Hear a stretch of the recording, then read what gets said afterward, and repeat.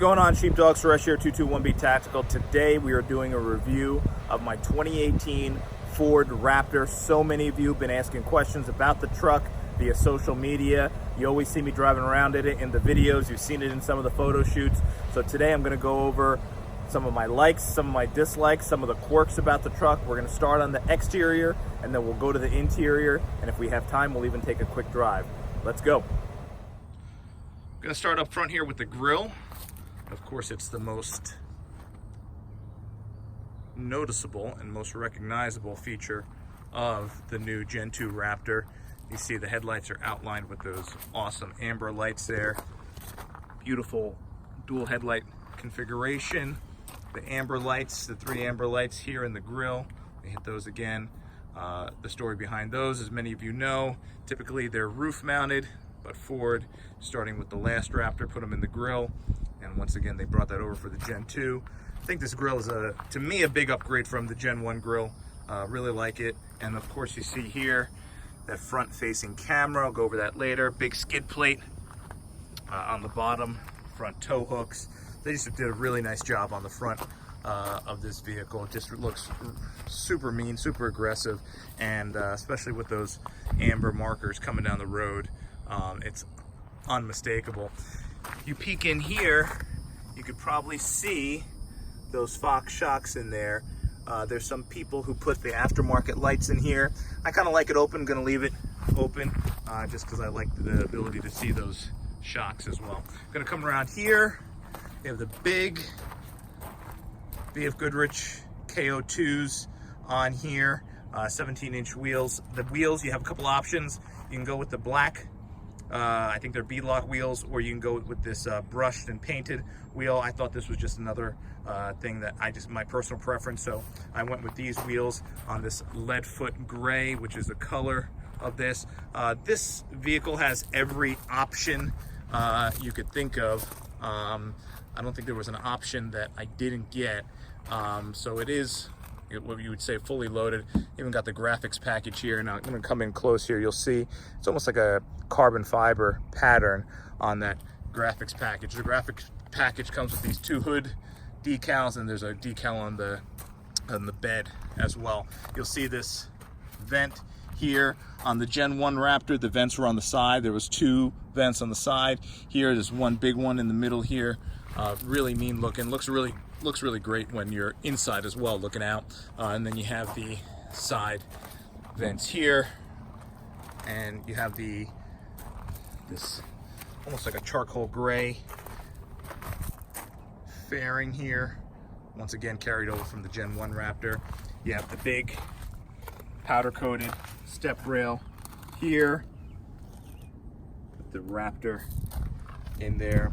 I'm going to talk about those in a second when we get to some of the things I do not like about the Raptor. And then you're going to see here the Raptor graphics package. And once again, you see that graphite theme there. And then, of course, you see those beautiful racing. Come around here, you have the blind spot radar built into the tail lights. Pretty cool feature. I mean, the safety features on this vehicle are just awesome. And then you see the outline on the headlights. Really nice feature. Of course, you have the dual exhaust, which is a update to the Gen 2 Raptor, and it does have a beautiful sound. You have this applique on the tailgate. You'll see here you have an LED light right here which shines down at night, so if you're kind of putting something on the trailer hitch, you have that ability. And then of course you have the rear backup camera as well. Once again, you have some Raptor badging here. This bed has the step, so when you put the bed down, the tailgate down, you press this button, the little step ladder comes out with a little handle to help you get in the bed. I'm going to bring this down now. The bed does come with, or this truck does come with a remote. We're going to talk about this remote in a second. Drops the tailgate. So, unlock, and then we're going to see if this drops. There you go. Now, I got the custom bed liner. I actually ordered the truck without a bed liner because I wanted to get the Line X bed liner. You have the bed lights in here, which are awesome. You also have the bed light up there at the top of the cab, which activates from the inside. And this bed liner, I got this one because the reviews, and it is just rated as much more durable than the stock factory bed liner, even the spray-in bed liner from Ford. And Linex Monmouth did an incredible job with this bed liner. I've had quite a bit of stuff in here, and it still looks pretty new. And then you have that really light, easy close tailgate. You can do it with one hand. Coming around this side, I'll do an exhaust in a second. Like I said, I'm not a YouTuber, so I'll try to get to all the things that I see the vehicle YouTubers do. One thing about the another gripe about these door handles a lot of people have is that they're a little finicky. It's a key fob, as you saw. You got to push to lock here, but then to unlock you got to put your hand in here. Some people feel like they kind of get this messed up when they're trying to go for the lock or unlock, and the reality is you just have to know what you're doing. You can't put your hand in if you're looking to lock. You just kind of got to press here to lock, and then to unlock, put your hand on the inside, not over here, and then pull that open. You have really cool lights here that you could turn those on from a dashboard button to actually give you some light out the side of the vehicle here. If you're doing something on the side here, you're setting up a campsite, or you just need some light on the side of the vehicle, it's a nice feature as well. So I think that's pretty much for the outside. I'm going to go over my gripes on the outside. I was going to do it in a separate video, but one of the things I'll show you is if you look down the side here, you'll see that that tire pops out from that wheel fairing there. And although they tried to come out with a little bit of a lip here, you see got a lot of tire, and actually you could even see what I'm about to talk about right there. You see that rock embedded in these tires. If you drive on gravel, these tires pick up a lot of rocks, and these rocks, because that tire sticks out, shoot up and they miss. Most of them hit the underside of this. However, a lot of them will kick up and hit along the bottom of your door. So you might not be able to see it in this video, but there's a lot of little stone chips that come that you'll get alongside the bottom door panels from that, because those tires stick out just that little bit. You hear a lot of them banging along the step rail, but some of them are hitting the door as well. So just be mindful of that when you're purchasing the vehicle. A lot of people get the wraps on the doors. It's a lot of money to get those wraps. I try to just keep a good coat of wax, but you can get the that clear bra on the doors, and that might help alleviate that situation. I have a friend with a similar truck. He got the entire truck wrapped, and I believe it was about between $6,000 to $8,000 to get the entire truck wrapped. Okay, you're gonna start in the back with this upgraded package. Got the carbon fiber looking panels on the doors. Everything's nicely done. The nice update for the Gen 2. A lot of pockets in the doors. Great sound system. Seats fold up. 60-40 split on the seats. They fold up easy and get out of the way. And as you can see, it is huge back here. Just a massive amount of space. I love these heavy duty rubber mats that come with the Raptor. I've had the WeatherTech in a lot of previous vehicles, and the WeatherTech mats don't even compare to these. These are just beautiful mats. They did a really good job. Got some storage underneath here. Of course, you got some 221B tactical gear, safety gear. You can put some gym stuff, and you have quite a bit of storage under the seat here. The seats do have the ventilation, if you would. You kind of have that ventilated look. Nice leather. You have the center armrest there. Everything that you would believe. The seat belts are kind of cool. Kind of have this almost like racing thick cover on here, almost what you find in a 5-point harness, and they have this like funky seat belt system here, which is actually pretty cool. Back here, what I like is you have the vents. You have the vents for people back here, so you have some temperature controls for your rear seat passengers. I had a 2500 Denali GMC, very, very expensive truck, and it had no AC controls for the back. And then of course in the back here you have your power outlets, you have USB, dual USB, you have your 110, and you have your traditional cigarette lighter, pockets in the back of the seats and all that jazz. And then you have that beautiful panoramic sunroof here that you could see. Of course you have that lighting there above the door and plenty of space. Okay, now we're gonna go to the front. Coming to the front, once again, beautiful job they did on the interior of this new Gen 2 Raptor. You see the off-color stitching here, sets that stitching apart. This is leather, this is soft touch here. I think it was plastic on the previous generation, so it was nice. Really nice handles to get in and out of the vehicle. Once again, that carbon fiber upgrade for the package. Nice deep pockets here, fit lots of stuff in the door, and of course you can fit a pretty sizable drink there. You have this nice F-150 badging here above this vent. The seats are all power. On the driver's seat you have all those features. Nice, once again, Raptor embossed rubber mats. Once again, these mats are in my opinion better than WeatherTech. You have the heated and ventilated seats. These are probably the most comfortable seats I've ever been in a vehicle. They are awesome. One of the issues is little particles like sand and dirt can get in here. If you have little ones, you'll probably be driving yourself crazy with these ventilated seats, but they do work well. The heated seats work phenomenal. You have the Raptor that's right on the seat there, embroidered.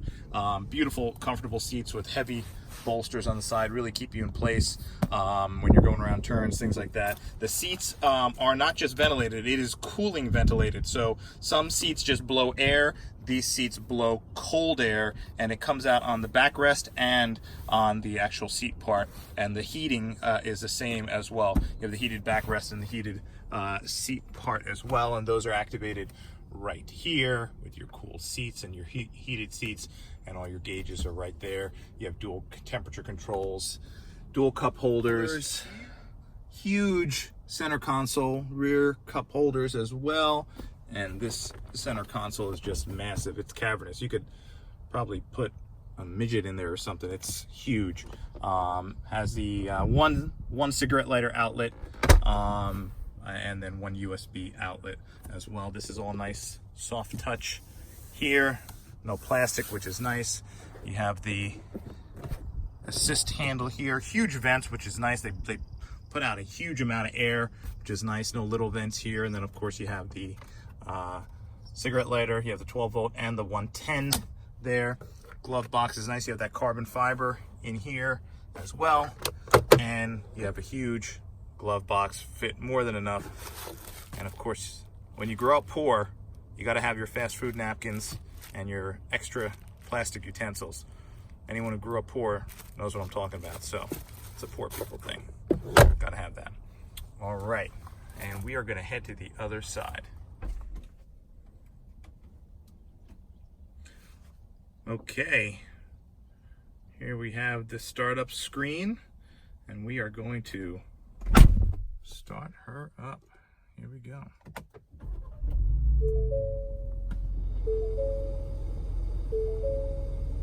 All right, so we're gonna start right here with the steering wheel. It has all your basic controls on it. Volume, audio control, change your radio station, all that jazz. The features that everyone cares about the most are the huge magnesium paddle shifters. We'll get into those in a little bit, and we'll talk about that 10-speed transmission as well. The most important feature that people care about on the steering wheel, well, we'll start with the second feature. Most important feature is the button for the steering mode. So you hit this button here, and you have a choice of steering modes, and you have comfort, normal, and then sport. When you shift into sport mode, it automatically puts it into sport. I drive around in comfort every day because it is just comfortable and it's a soft feel. Normal is a little stiffer, so I prefer the comfort mode as well. It's a lot softer, a lot easier drive for every day driving as a daily driver, which this is my daily driver. They did a really nice job on the steering wheel here. Has a nice thick feel. Of course, it has your signature Raptor red stripe, let you know when your wheel is off center, or if you're upside down, straighten the wheel out. Hopefully you're never upside down. So now this is the part of the steering wheel that everyone loves the most. Is it odd to have this here? Some people don't like it. I don't mind it. It's your mode selector. So you have the different modes. I'm going to show you the different modes right here. You have terrain mode, regular normal mode, sport mode, your weather mode, mud and sand, which shifts it into 4-wheel drive, Baja mode, and then rock crawl. So when you enter the certain modes, obviously you see it shifting into the appropriate drive. So that rock crawl is going to put you into 4 low, and then you're going to shift through. So the mode that most people are using most often, of course, is the sport mode. So we're going to show you the sport mode here in a second. Once we go through here.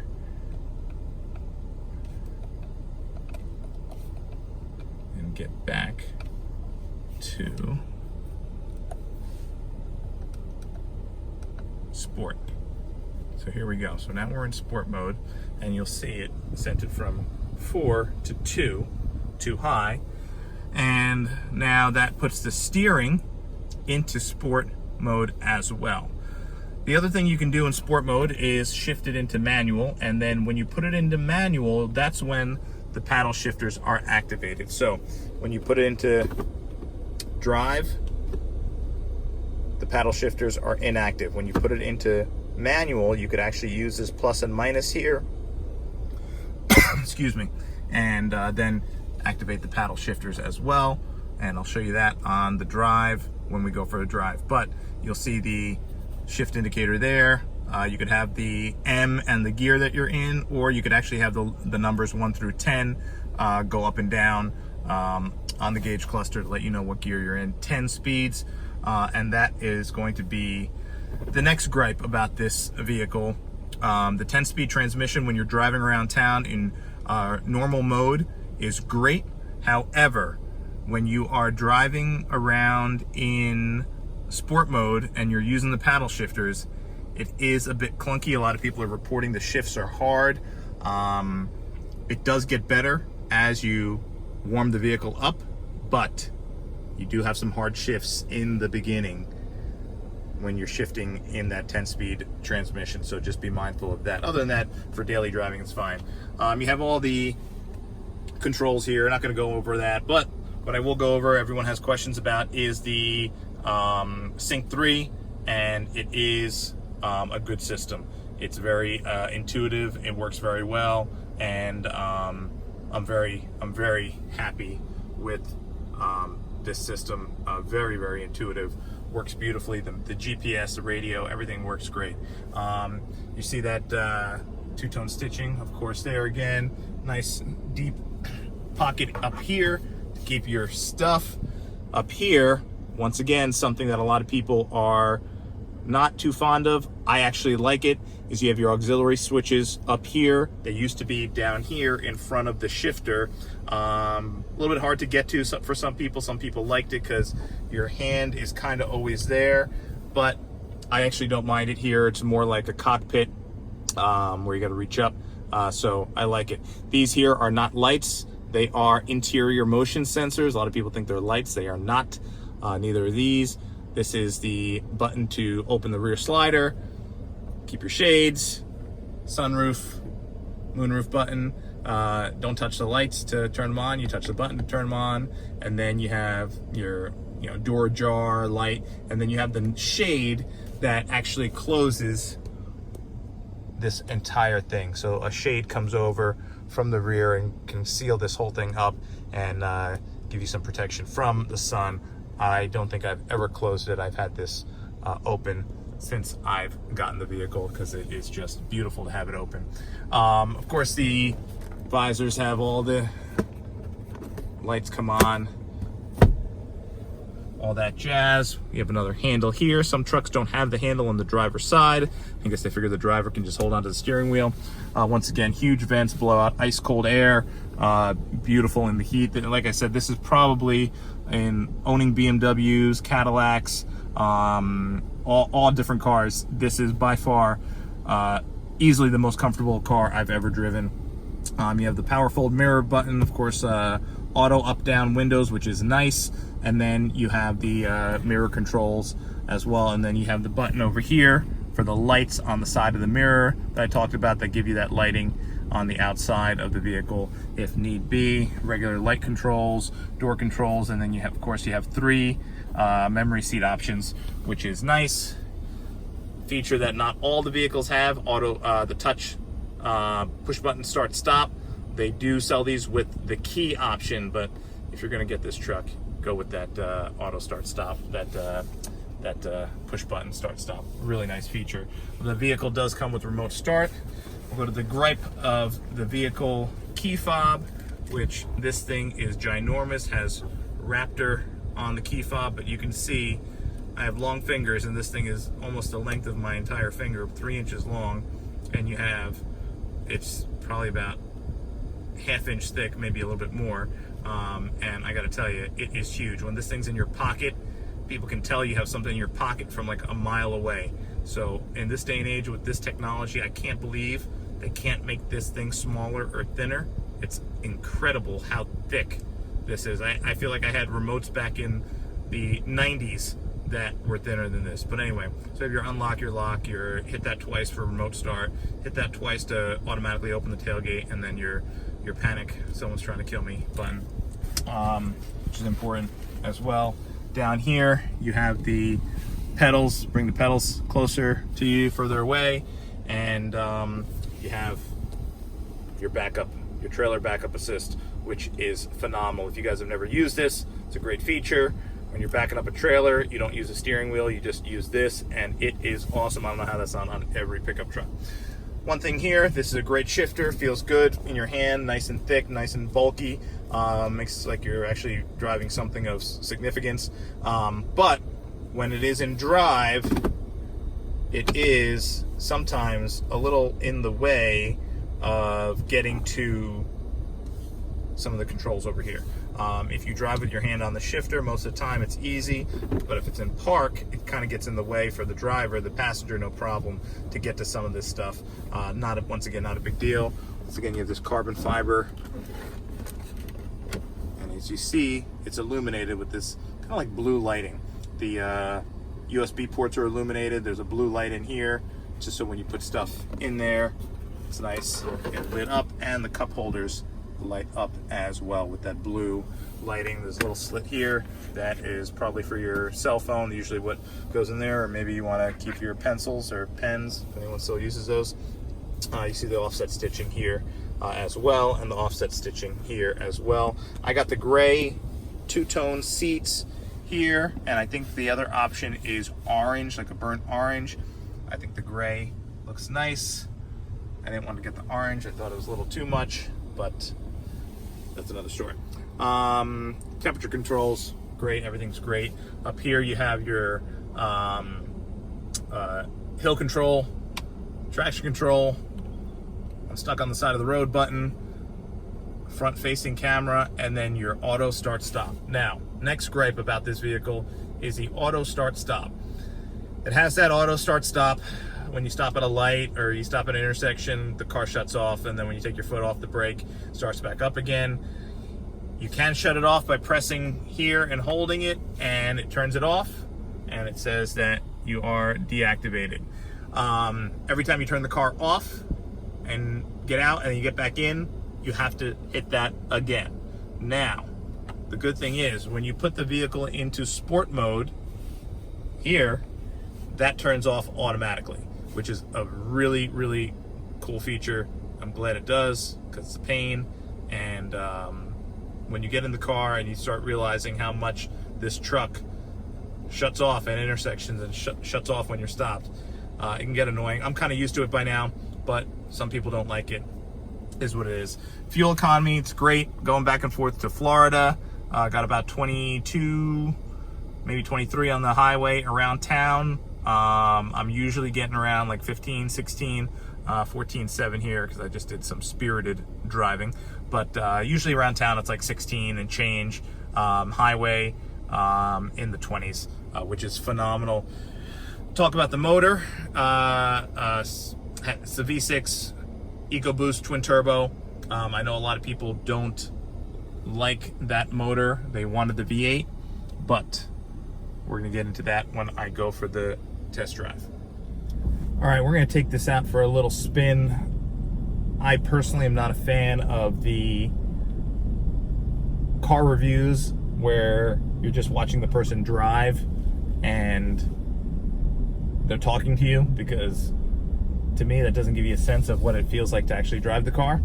But just leaving this photo shoot location here, and we're gonna just take a quick spin and get on the gas a little bit.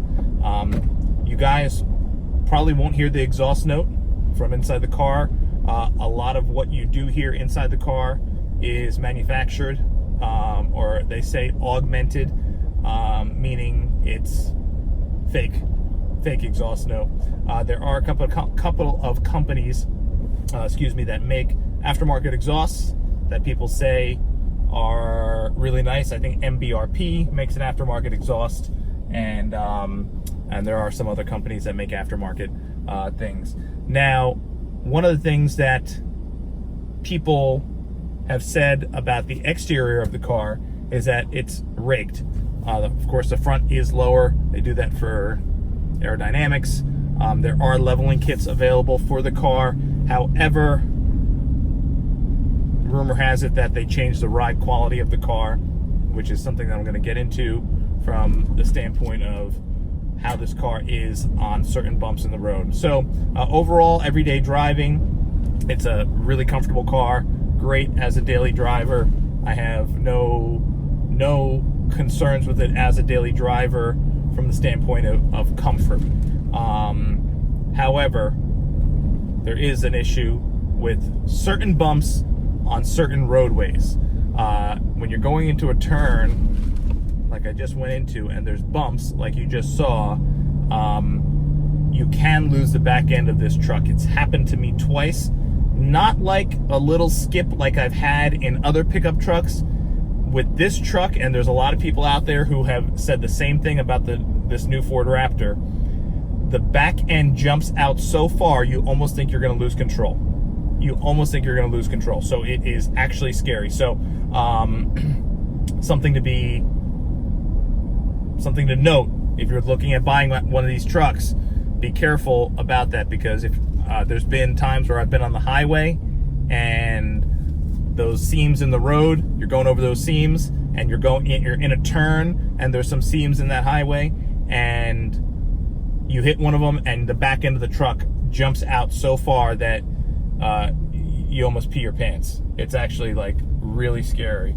I feel like I'm a fairly knowledgeable driver, but if that happens to someone who doesn't know how to properly handle a vehicle, it could be bad. It could be really scary, and there's some people on the forums talking about it. So just be mindful of that. Some people are saying lower the tire pressure, put some weight in the back in the bed.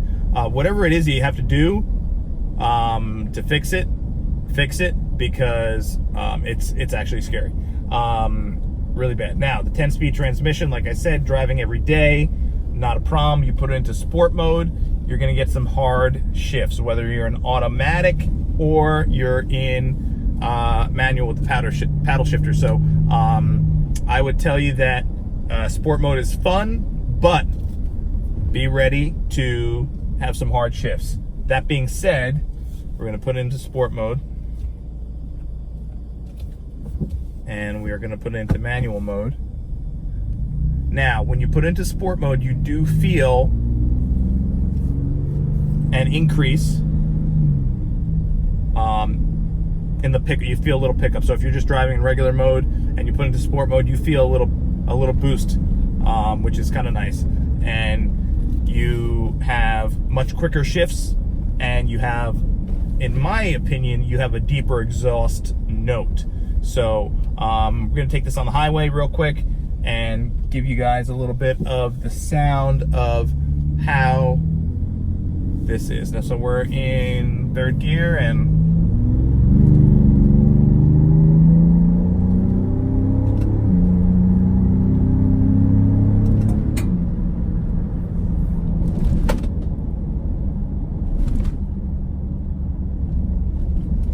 you could probably hear some of the rocks that were stuck in those big BF Goodrich KO2s flying out and hitting the step rail and probably hitting the bottom of my door panels, which is what I talked about in the beginning part about one of the gripes about this truck with the kick in the stones. But small price to pay. A lot of fun to drive when you can get into an open road straight, no bumps in turns or anything like that where you're going to lose the back end of your car, and probably, I would say easily, the most fun vehicle, one of the most fun vehicles I've ever driven.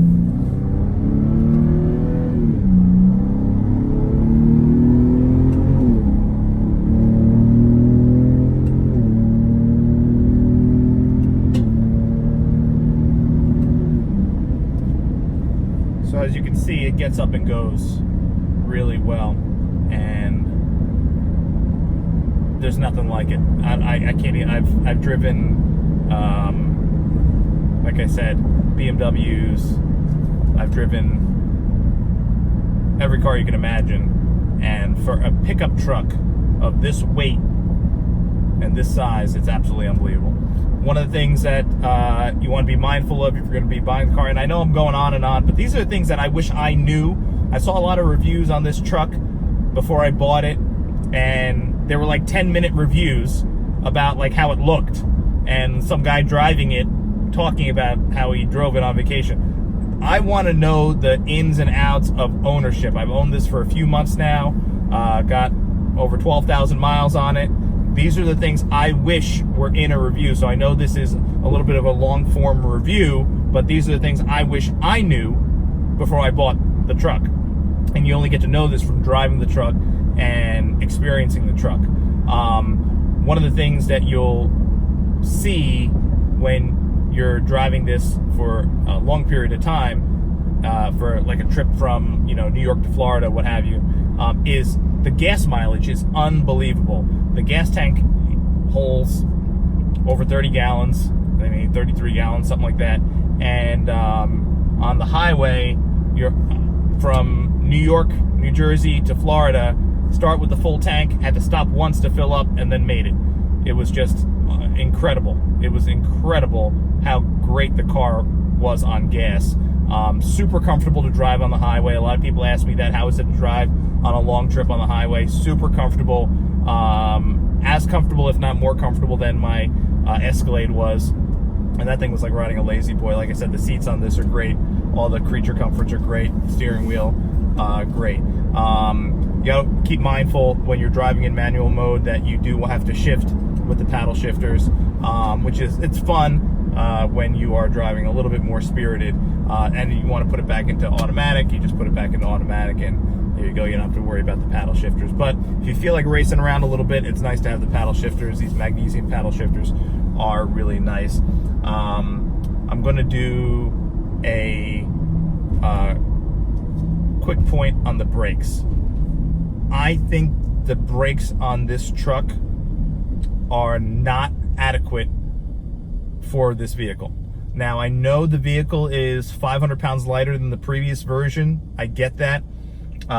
This F-150 is 3 inches taller than your regular F-150, and it's 7 inches wider than your normal F-150. So that comes with a whole nother set of concerns. But going back to the braking on this truck, you have to get used to, because it's not good. As soon as these brake pads wear out, I am going to get better brakes. I might even look into getting bigger brakes. But truth be told, the brakes on this truck, I don't feel are adequate for this truck. I'm not the only one. I know there's other people who are reviewing this truck that are saying the same thing. the brakes are weak. I don't want to say they're bad, but they're weak. They stop you. But when you first get in, when I first got this truck, I was hitting the brakes, and there were a couple of times where the truck just was not stopping. I now have gotten used to the truck. I've gotten used to the braking, so I've adjusted accordingly. But I gotta tell you that when you first get in this truck, you are gonna hit the brakes and the truck is gonna keep going. 500 pounds lighter than the previous generation or not, you're gonna keep going. So be mindful of that. And like I said, this is not just my opinion. A lot of other people have said that as well. So keep that in mind. Now, going back to the size of the vehicle, the size of the vehicle also makes it so you can't go to traditional car washes. That was a problem with the Gen 1 Raptor, being 7 inches wider, wheelbase.